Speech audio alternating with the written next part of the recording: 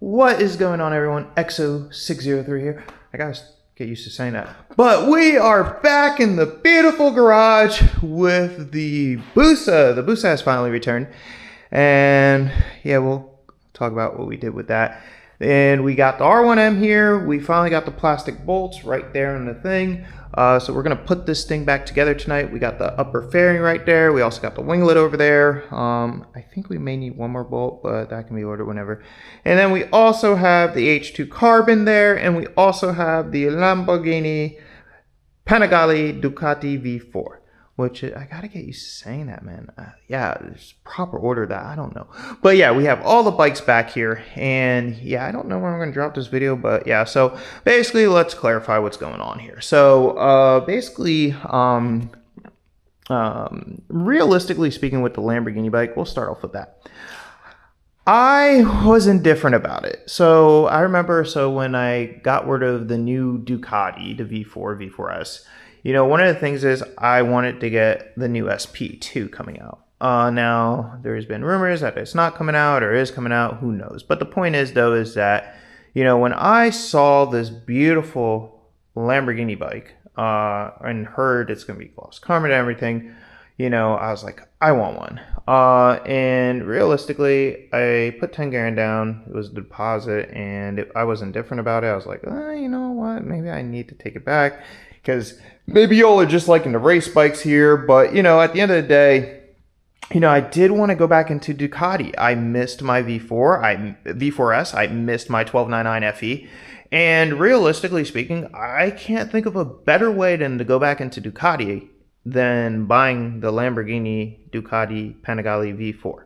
Like, there is no other better way, you know, because the thing is that my V4S had the SC Project exhaust, had stacks, has filter, tuned by BT Moto or Brent Tune, whatever, and it was pushing a 199 wheel. So, you know, the thing is, at the end of the day, I was used to, you know, also we had the levers on there, we had the Gillies rear sets, we had the, what's it called? What else do we have on that darn thing? We had it wrapped matte black. It's basically like an SP2. It looked like it. We had the carbon wheels, everything. Now, this one does not have the carbon wheels, but that doesn't mean we can't add them in the future. This bike, realistically speaking, out of all the bikes here and all the other bikes down here, the H2 and the Fireblade, which the Fireblade hopefully will sell soon, we'll see. But I honestly see myself keeping this bike. Why? Because out of all these bikes here, you know, this bike is just, I don't want to say the pinnacle of bikes, but it is such a unique bike, and it means more than just a bike. The meaning behind it, you know, it goes beyond saying, oh, there's a Lamborghini there. You know, Ducati has a heritage of making, you know, the best, most elite bikes. And honestly, when I owned the V4S and 1299 FE, I was happy, you know, and it wasn't, you know, it's not like it's too much bike. It's not like it's jerky like the H2. It's not like I'm going to necessarily kill myself on it. You know, that's another thing. Like this bike, I get on it and I'm like, I'm going to kill myself, really, or I'm going to get a major ticket or get arrested. Like, this is the bike that will do that to you. You know, the Busa, now that we have the shortened swing arm, maybe, but we'll talk about that more. But realistically, so out of all the bikes in the lineup, you know, I can't see myself selling this. One of the things, though, that made me go in on it, because I actually went to the dealership. I went to Tampa Bay Ducati with the expectation of saying, I'm pulling out of this beautiful bike. And I also went with the expectation, I was talking to one of my boys, and I said, you know, what's going to happen? I'm going to get there, and then I'm going to call you up and say I left with a new bike. Well, that did end up happening. But, you know, the thing is, though, as an investor, as you know, riding bikes is not my, you know, end-all be-all. It's not my career. Content creating isn't my end-all be-all. You know, merch, none of that stuff. Having these bikes is just a passion and love that I've had ever since I was a kid riding. Hence, the blaster that I've kept for this long, quads and dirt bikes. So, realistically speaking, having this bike, you know, when I saw it, I said, boy, it is so beautiful. Like, look at all the carbon. Look at the, and you know, and that's another thing too. This lime green is not a sticker. This is actually put in. You know, you have the carbon here, you have carbon here, carbon there. You know, you have these Ducati levers. I mean, although I do like the other ones I had on my Ducati, but these are cool. They're nice. They're not bad. Oh, we got some smudge there. You got the carbon here. You got carbon everywhere, honestly. Like, I was blown away by how much carbon is in here. That's just insane. You look at the H2 and it's like, yeah, like how much carbon is on this bike? It's so insane when you actually start to digest it and actually look at this bike. And the structuring of this, all the tidbits, and the dry clutch. This is my first time having a dry clutch. Even the rear sets, they put the carbon there, and these aren't bad rear sets. They're actually pretty nice. Even this here, which I'll get into, the swing arm covers, in the back tail. Now, this is something that's really immaculate on this bike. You can't do a fender delete because it actually isn't carbon with the Ducati logo. Hopefully the camera can pick it up right there. Like all this undertail, everything is just so beautiful. And so realistically speaking, when you, in the gas cap, the Rizomo gas cap, and what makes this bike? 540 out of 630. Out of 630 people in the world, plus the 63 who got matching, clientele, whatever, Revueltos with the Revueltos or whatever. Out of however many people are in this world, billion something, 13 billion or 10 billion, who knows what we're at now. I am one of the 630 additional and at 63 people. So less than 700 people who in the world who have this bike in their garage. That's pretty crazy when you think about it. Really crazy. Now, I know online it looks like, they're just all over the place. Dealerships are just posting them up like we have 6 of them, we have this many. But you got to think about it like, is there that many in circulation? No, there really isn't. So, yeah, there is that. So, like I said, when I went into the dealership, I was gonna not buy it, but one of the things that the salesman said to me, he said, Ducati isn't doing a lock-in for you, which means, usually Ducati will lock you into the bike if it's a special limited bike for 6 months. And there was no paper to lock me in on that. As an investor, I love that. And to any investor, you love that. Because that means, and like I told you, this isn't my day job. These bikes are all love and passion of mine. But these bikes can also be gone in an instant. And the thing is that when you're an investor, your best friend is liquidity, is movement. You can move money wherever you want to at any given point in time. So the thing is, when he said, yeah, you're not locked in for 6 months, you could get it now and resell it, I was like, cool. I was like, yeah. And the thing is that I also got my wife's approval to buy it, which she is an Italian citizen. So seeing this for her makes her extremely happy to be an Italian citizen. Like, to be from Italy, her grandparents, who, who immigrated over here.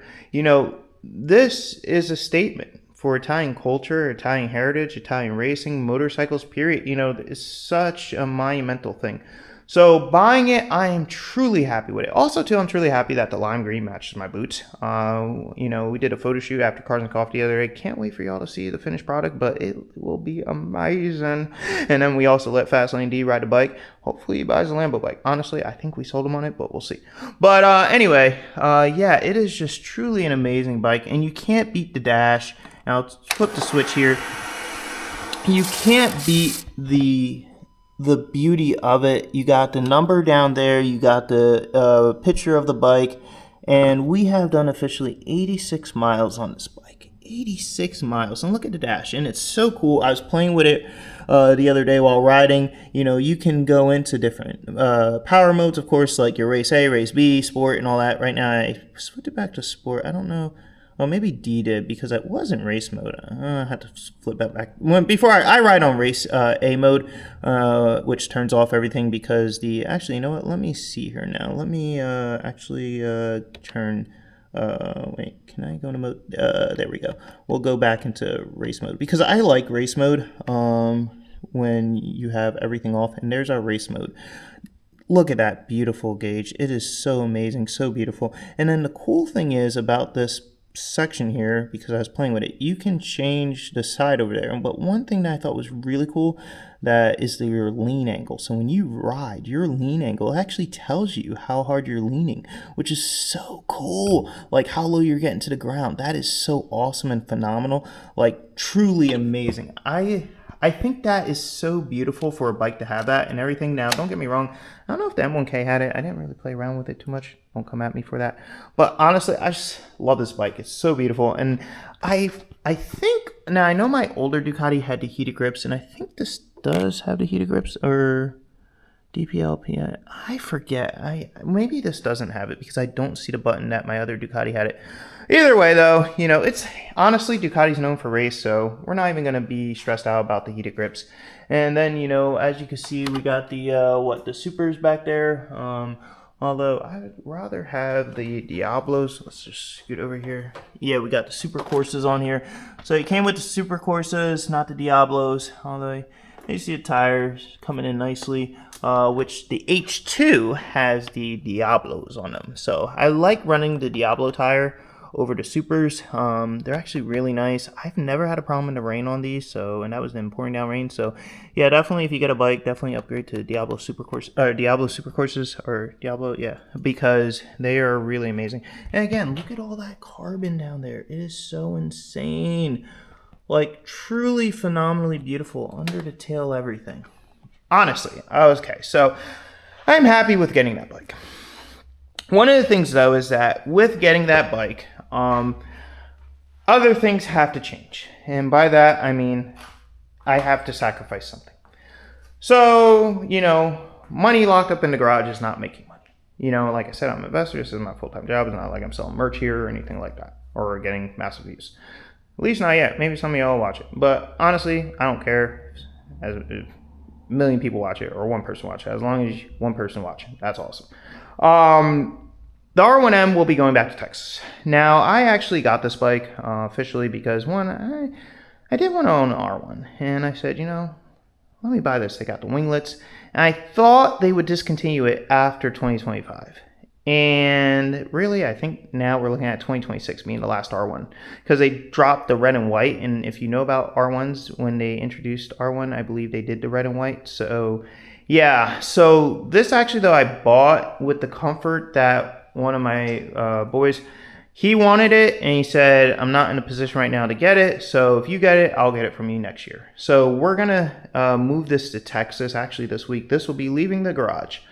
Sad to say, I'm sorry, but yes, it will. And honestly, I gotta say, out of all these bikes, this is actually the nicest bike to ride for the price point for my experience level. And what I mean by that is I don't have to worry about it being that outrageously expensive like these bikes. I don't have to worry about dropping it. As you can know, we've dropped it, and yeah, that was a lot of money there. So imagine if the Lambo bike was dropped. That would be probably $40K. Imagine if we dropped the H2. And, you know, and that's where we get into the price of the actual bike and you building it and stuff like that. Is it worth it, you know? So, yeah, but, you know, we had our fun on the R1, you know. We did the engine covers, we did the GP exhaust, we did the rear sets by Gillies, we did the bar ends by Rizomo. We also did the grips. The only thing we didn't do is the we did buy a carbon fiber belly pan, but that is actually in Texas. And the ASV levers. We didn't do the ASV levers. We didn't do the block off plates for this bike because I actually do like having mirrors. But for those bikes, I don't. It's just a thing of mine. We also did the Rizomo gas cap, which is on the Ducati, as you can see. Although I think this one is a little different than that one. But yeah. And we had a beautiful run-in with... Let's see. I forget if it shows the miles up here. So we did a beautiful... Let me... I forget how to play with this thing. Here we go. We did a beautiful 1,171 miles on it, which is nice. It's comforting, allowed me to be able to enjoy it. You know, honestly, I will say when it comes to an R1, when it comes to, you know, any bike that I would say that is probably affordable for most people, This is the bike that you want. I owned the Fireblade. The Fireblade was nice, but there's one thing about the Fireblade that gets me is the throttle body system. It doesn't engage until and doesn't open the bike up until 6,000, 5,000 RPM, even if it's tuned. I know I shouldn't be saying this because I have it up for sale, but that is the truth. So if you do buy that bike, expect to have to do that. Change the throttle body, change the ECU. The R1 is much more responsive. I love it. It growls, it pops. It's not the loudest thing in the world. We didn't tune it or flash it because then it would ruin the warranty. I wanted to keep this bike under warranty just for the safety of it. So they would still honor it in case anything goes wrong. So that is nice. So, but honestly, at the end of the day, I have enjoyed owning this bike. Do I wish I could keep it? Yes, I do. But also, too, I do see it as more so of a liability, like I said, because with the money that's tied up in it, I could be making more money. But that's investing. That's life. We all make those decisions, So, yes, so this will be leaving. As you can see, it is numbered 4218 there on the plate. So it has been a wonderful experience on this bike. And as you see, we got the fugitive key tag, but we'll have to move that to another bike. But yes, the Yamaha has been wonderful to me. I'll put it back together and have it out of here this week. Now, granted, let's talk about the H2.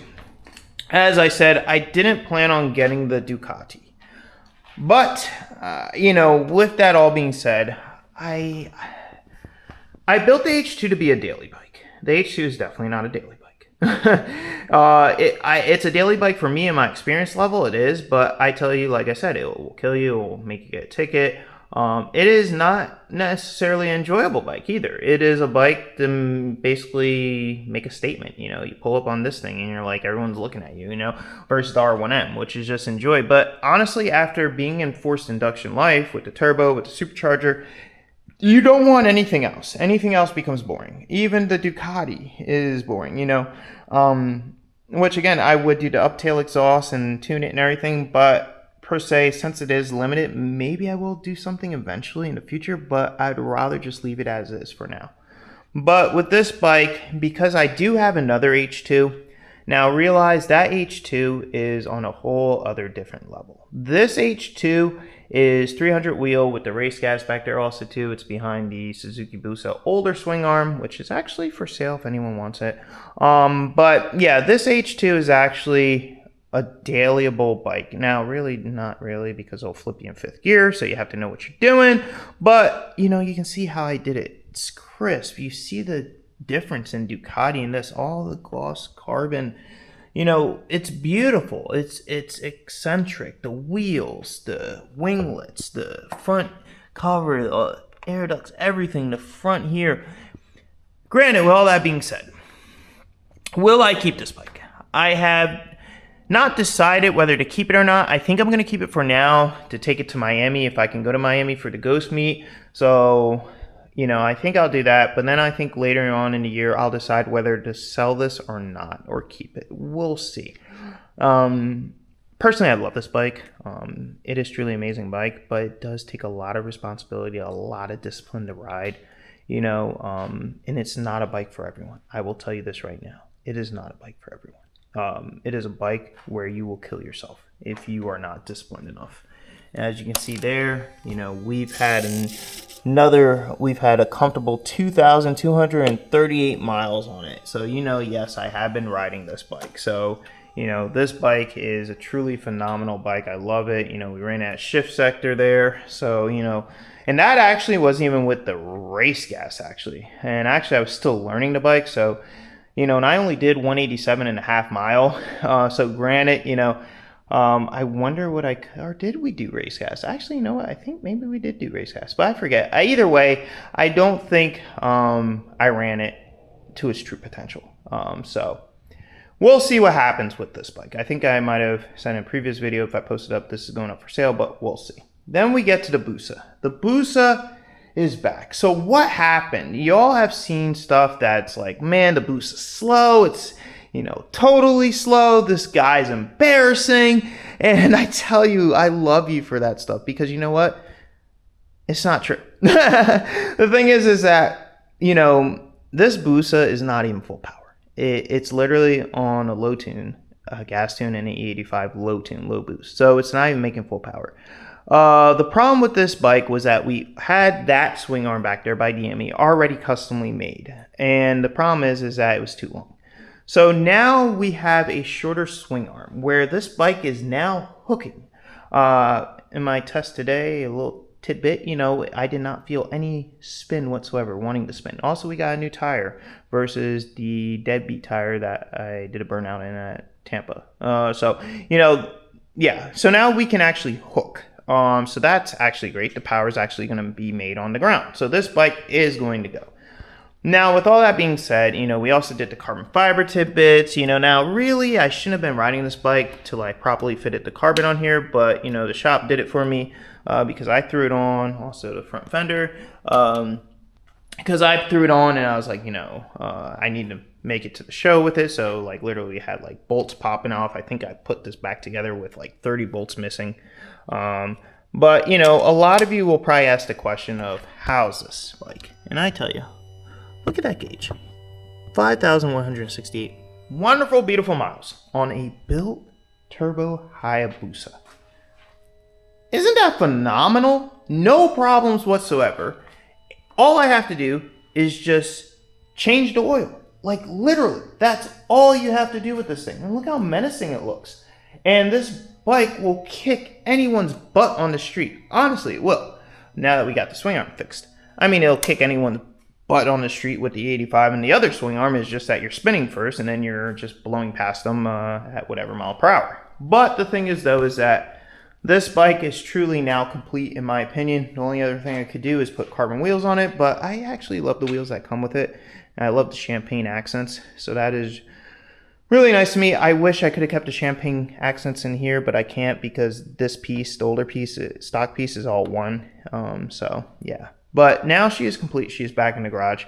The Busa is going nowhere because it seems like y'all like her a lot, so I'll keep her. But yeah, and then we also have the H2 being built by Boom soon, which is coming hopefully the end of this month or next month. It will finally be done. And like I said, that bike is a totally different bike than this H2. It is with 100 more wheel horsepower. And for those of you that don't know H2s are like the monster of torque. So it is going to kick butt. Yeah. And by the way, these two bikes are really not dig bikes. I mean, I did run that at the track, just for funs and giggles. But, at the end of the day, these two are roll bikes. And same thing with the other H2. So yes, and we also, the other H2 will have the Brox exhaust. So it will be, I think, louder and more crisp.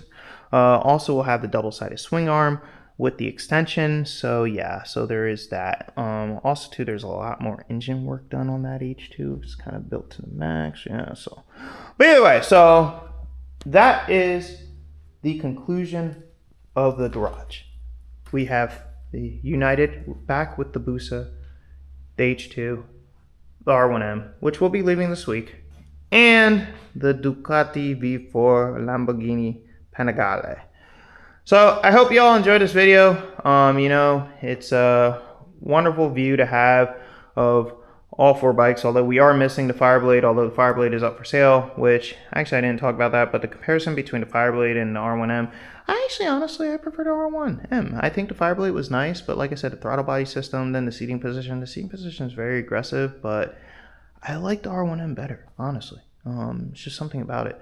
But yeah, so I leave you with this view, this wonderful, beautiful view of all four bikes, and can't wait, hopefully, to see you all in Miami at the Ghost Meet if I go. If not, y'all be safe, have fun. But yeah, welcome to the garage, to the new Ducati, and welcome back to the Busa. And like I said, I haven't decided with the H2, but either way, even if this does go, we still have another H2 coming that is fully carbon. So relax, it's not like we're getting rid of a lot. Yeah, I know. Yeah, I know. But y'all, peace, love, ride safe. Remember, the world is evil as is. No need to be hateful, spiteful, jealous. None of that stuff. Just be positive, loving, send positive vibes, because like I said, if not, you're just going to live in a horrible, miserable life and look back on life and be like, wow, what was I thinking? And what did I do with my life and time? So, yeah. So, y'all have a good day and night wherever you are in this world, and later.